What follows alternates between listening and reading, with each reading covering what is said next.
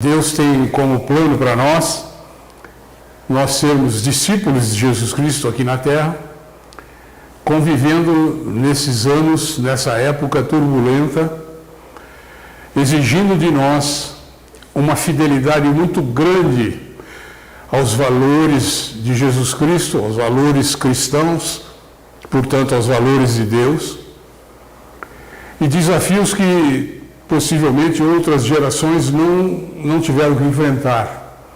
Desafios esses que testam a força da nossa conexão com Deus.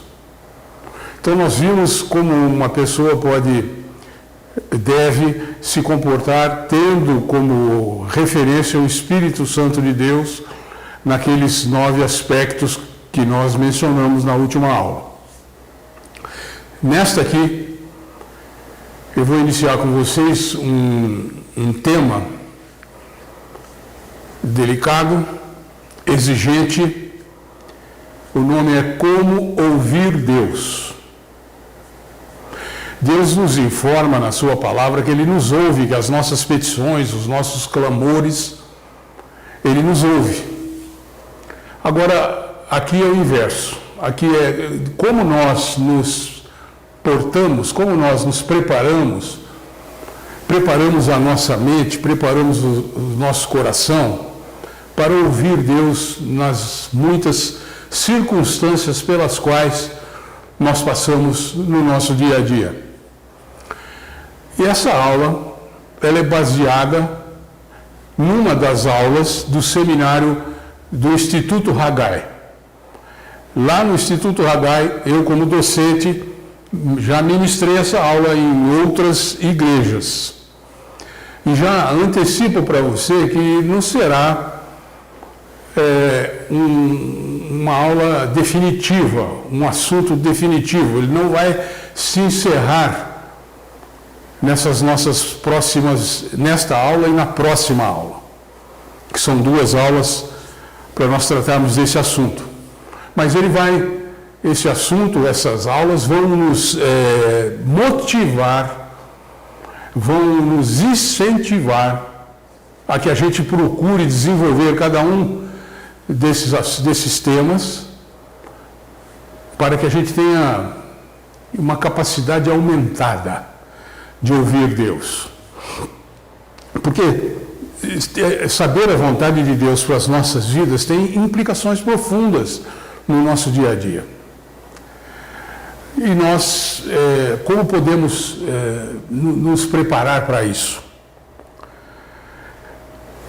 Se trata aqui do seguinte: nós somos criados com intelecto, com razão, com mente, com raciocínio.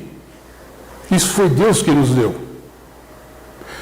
Então, nós vamos entrar numa combinação entre buscar no eixo vertical, como gostava de dizer o pastor João Batista, querido. Nós vamos buscar no eixo vertical qual é a vontade de Deus para as nossas vidas. E vamos buscar no eixo horizontal como ouvir a vontade de Deus e mesclar o Espírito Santo, o que Deus está nos falando, com o que a nossa inteligência está nos falando. Então, essa mescla, essa combinação, resulta em que a gente tenha atitudes que agradem o coração de Deus. É usar a direção, combinar, usando a direção do Espírito Santo com o nosso bom senso. E aí, 3 abordagens são comuns, são as 3 possíveis. A primeira delas é que a vontade de Deus está aqui, e a nossa vontade de Deus e o nosso bom senso está aqui, completamente fora da vontade de Deus. Essa é uma situação. Uma outra situação é a oposta. Aqui nós temos a vontade de Deus e o nosso bom senso está totalmente inserido na vontade de Deus.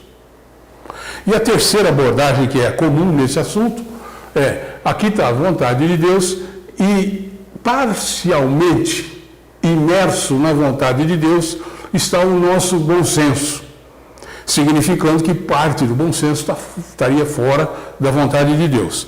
Essas três abordagens.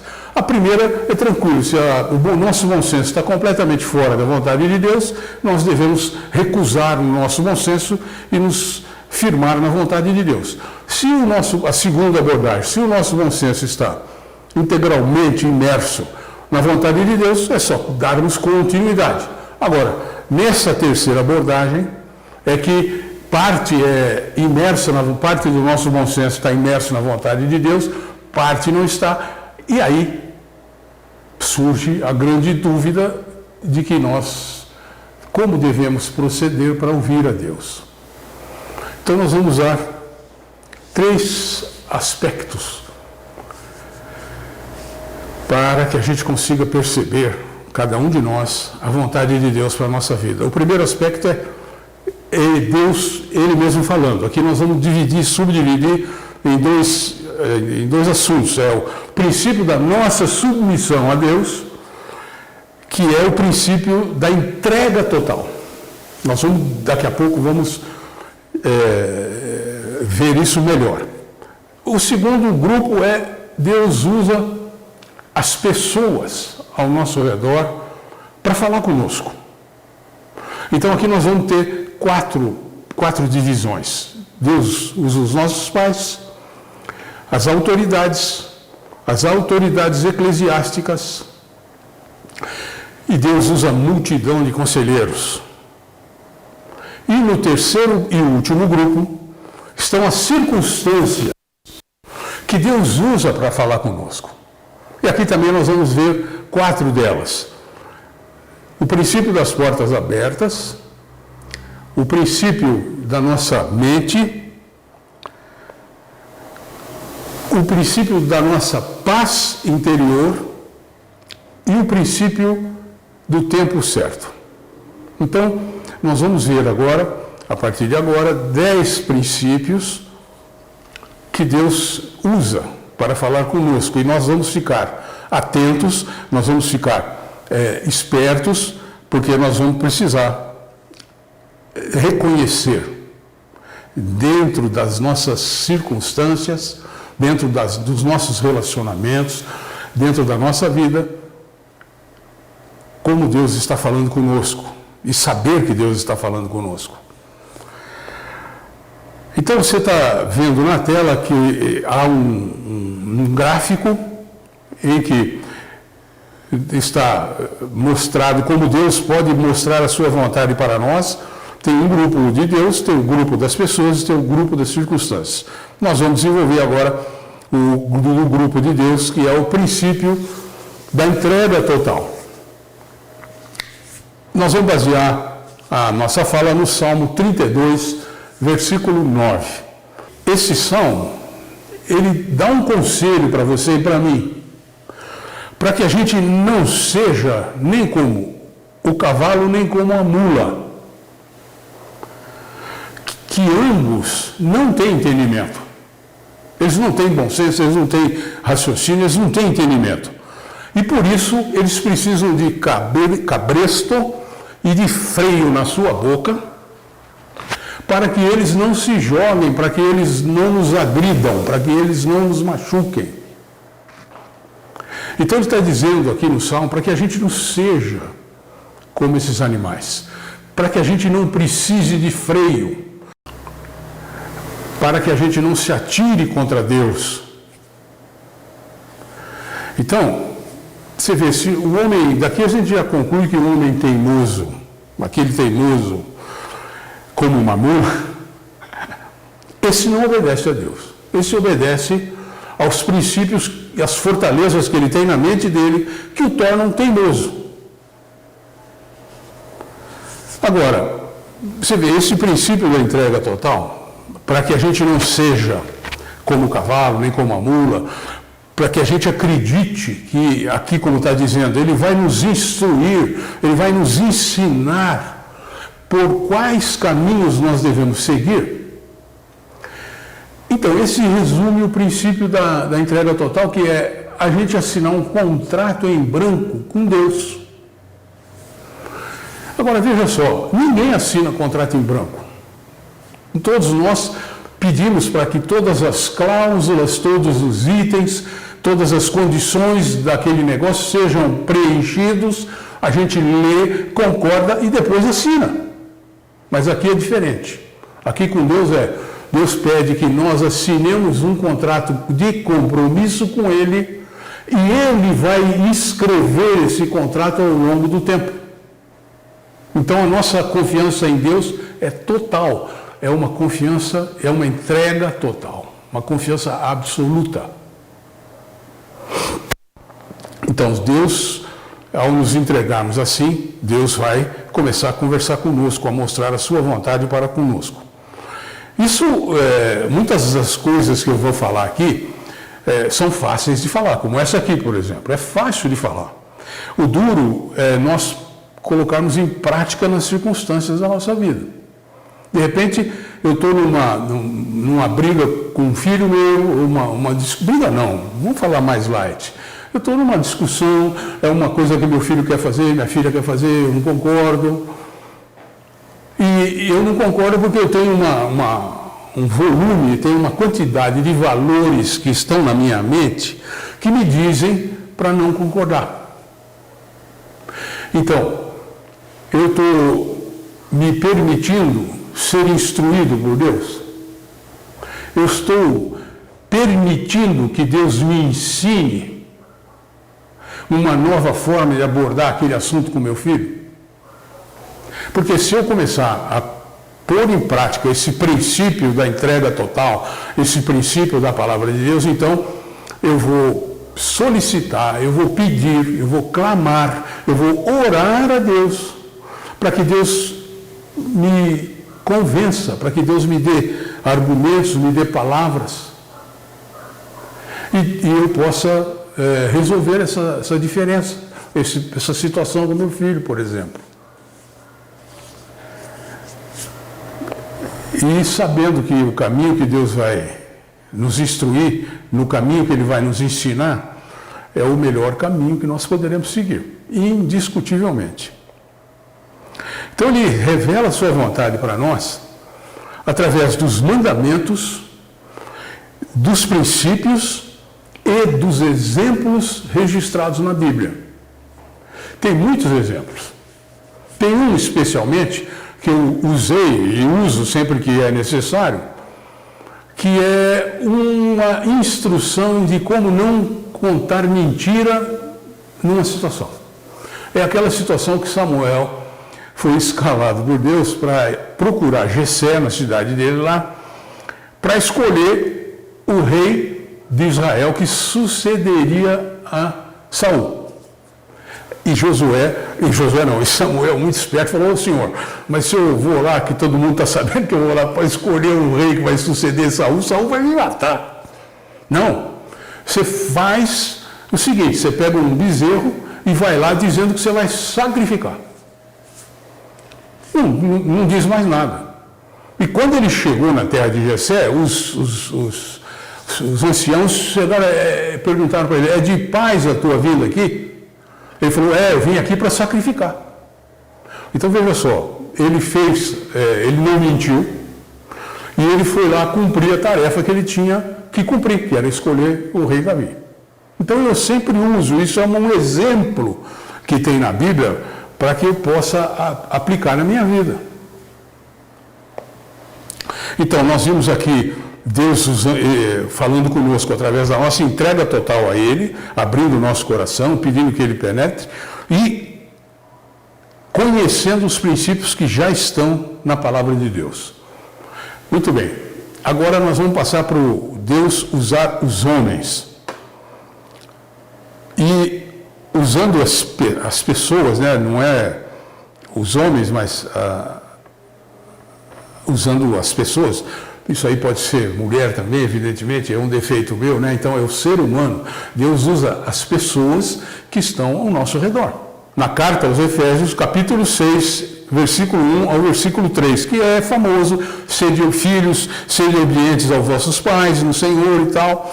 Honra teu pai e tua mãe, que é o primeiro mandamento com promessa. Então, Honra teu pai e tua mãe é o primeiro mandamento. Deus vai falar com você através do seu pai e da sua mãe. E vai usar você para você falar para os seus filhos. Muito bem. Chega um momento na vida de todos nós em que os filhos não deverão mais obediência aos pais. Chega mesmo esse momento.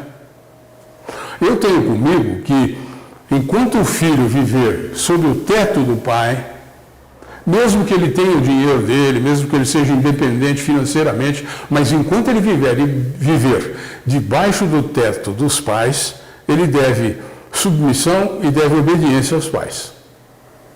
E nós encontramos isso na Bíblia. É outro exemplo que nós podemos aplicar. Abraão estava morando com os pais, quando aos 75 anos de idade, ele recebeu um comando de Deus, ele ouviu Deus revelar a ele a sua vontade, e Deus disse para ele para abandonar os seus pais, a sua parentela, e ir para um outro lugar. Quando a gente lê abandonar, né, sair da sua parentela, a gente fica pensando que é largar a mão, deixar de ir lá. Não é nada disso, é exatamente isso. Sair da dependência dos pais, aos 75 anos naquela época. Então, esse exemplo nós podemos adotar para nós. Enquanto você viver debaixo do teto dos teus pais, você está subordinado a eles em obediência e submissão.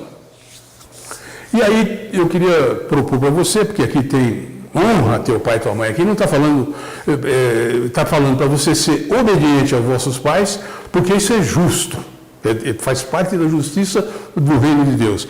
E ademais disso, está falando para honrar, porque não é o obedecer, mas é o honrar que vai te fazer vida longa. Então, honrar é um pouco diferente de obedecer. Obedecer é acatar, é aceitar, é cumprir. Isso é obedecer.